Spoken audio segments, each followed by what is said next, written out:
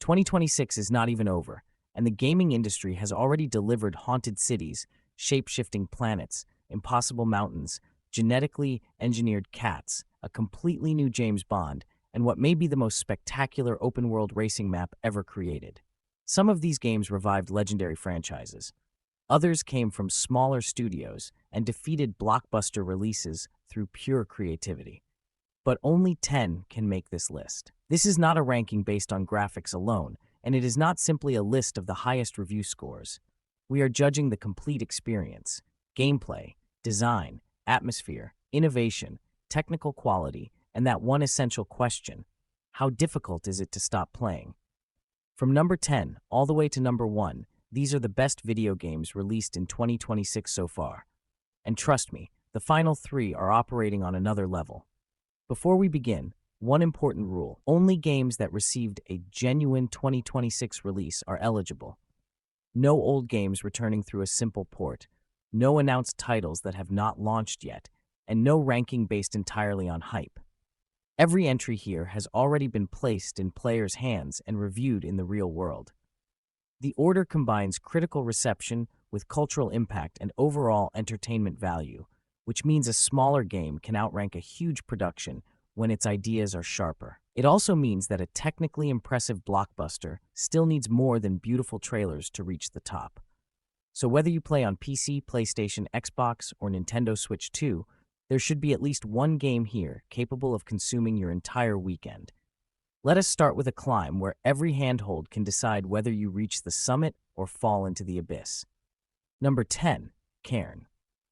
At number 10, we have Cairn, a game that turns climbing into one of the most intense survival experiences of the year.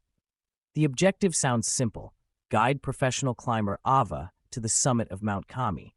But Cairn understands that reaching the top is not about pressing one button and watching an animation. You control the placement of individual limbs, search the rock face for stable positions, shift your weight carefully, and constantly decide whether the next movement is worth the risk. That physical control system gives every wall a sense of danger. A short section that would be background scenery in another game becomes a puzzle involving balance, stamina, route planning, and nerve. You also manage food, water, climbing equipment, and injuries, so a bad decision does not disappear when the immediate obstacle is over. It follows you higher up the mountain. What makes the experience special is the contrast between stress and silence. One moment you are desperately trying to prevent a fall, the next you are resting on a narrow ledge, looking across a beautiful landscape while the wind moves around you. The stylized art direction prevents realism from becoming visually dull, while the animation communicates strain in a way that makes every successful ascent feel earned.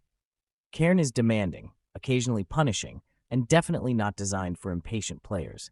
But that is exactly why it works. It transforms progress measured in meters into something emotionally meaningful. Reaching the summit is not just completing a level, it feels like surviving a journey. And while Cairn asks you to master one fragile human body, our next game asks you to manage an entire bloodline of deeply unstable cats. Number 9, Mugenics. Number 9 is Mugenics, one of the strangest, funniest, and most mechanically overloaded games of 2026. Created by Edmund McMillan and Tyler Glale, this turn-based tactical roguelite begins with a ridiculous idea: breed cats, send them into dangerous encounters, and manipulate their genetics across generations. Somehow, that joke becomes the foundation for an astonishingly deep strategy game. Every cat can inherit traits, illnesses, abilities, personality problems, and physical characteristics. Some combinations create brilliant fighters, others create complete disasters. Because your roster changes through breeding and death, you are not simply upgrading fixed heroes. You are building a chaotic family history where earlier decisions can affect what becomes possible many hours later. Combat is tactical, unpredictable, and filled with interactions. Positioning matters. Status effects matter. The environment matters. Even the personality of an individual cat can completely change how a battle develops. With numerous classes and an enormous pool of abilities, the game constantly creates situations that feel unfamiliar. Just when you believe you understand the system, it introduces another mutation, item, enemy, or mechanic that forces you to reconsider everything. The handmade visual style and grotesque humor will not appeal to everyone, but they give the game a personality that cannot be confused with anything else. Mugenics is messy by design, yet beneath that mess is an extremely sophisticated machine. It rewards experimentation, accepts failure as part of the story, and somehow makes genetic planning both hilarious and emotionally painful. It may be the least conventional title in this countdown, but it is also one of the easiest to play for far longer than intended. Still, if you prefer blades, demons, and combat systems that punish every careless input. Number 8, Nioh 3. At number 8, Nioh 3 proves that Team Ninja still understands fast, technical action better than almost anyone. The series has always occupied a distinct space between Souls-like tension and high-speed character action, but this third entry pushes that identity further through a combat system built around two styles, Samurai and Ninja. The Samurai style delivers the disciplined stance management, precise counters, and key control that returning players expect.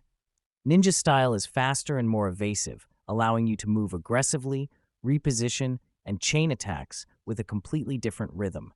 The important part is that these styles are not separated into two isolated characters or loadouts. You can switch between them during combat, adapting to the enemy in front of you. That flexibility makes battles feel expressive. A heavily armored opponent may require patience, perfect timing, and controlled samurai pressure. A group of faster enemies may be easier to dismantle through ninja mobility and rapid attacks. Boss encounters force you to understand both your own tools and the animation patterns of creatures drawn from supernatural Japanese mythology. The broader open field areas also give the campaign more room to breathe. Exploration, optional encounters, equipment hunting, and dangerous detours create a stronger sense of place than the narrower mission structure of earlier games. Yes, loot management can still become overwhelming, and enemy reuse remains noticeable, but the core combat is so satisfying that these flaws rarely destroy the momentum. Nioh 3 is difficult, but its challenge is built around learning rather than helplessness. Every defeat gives you information. Every clean victory feels like proof that your reactions and decisions improved. It is one of the finest action RPGs of the year. But number 7 succeeds by offering almost the opposite fantasy, not defeating monsters, but creating a peaceful world for them. Number 7, Pokémon Pokopia. Number 7 is Pokémon Pokopia, a game that finally allows the Pokémon universe to slow down. Instead of traveling from gym to gym, catching creatures for battle, and chasing another championship, Pokopia focuses on building, gardening, crafting, exploration, and coexistence. The idea borrows recognizable elements from games such as Animal Crossing and Minecraft, but the Pokémon setting gives those systems a powerful emotional advantage. You are not simply placing furniture or expanding an anonymous settlement. You are creating habitats for creatures players have known for decades. Different Pokémon contribute to the environment, inspire new activities, and make the world feel progressively more alive. The central loop is extremely effective. Explore to discover resources and new species. Return to improve the settlement. Build spaces that attract more Pokémon. Unlock additional tools, decorations, and regions. Then repeat the process with an expanding number of possibilities. It is relaxing without becoming empty, because almost every action produces a visible change in the world. The Switch 2 hardware also gives the game the clarity and performance required for its colorful art direction. Environments feel warm, animations communicate personality, and watching multiple Pokémon interact inside a habitat can be more rewarding than winning a traditional battle. Most importantly, Pokopia does not feel like a minor spin-off created to fill the release calendar. It feels like a confident new branch of the franchise. It understands that the fantasy of Pokémon has never been limited to combat. Many players simply want to live beside these creatures, care for them, and build a home that reflects their imagination. It is one of the most charming and accessible games of 2026. But now we leave that peaceful world behind, because number 6 takes us to a hostile planet that changes every time its sun dies.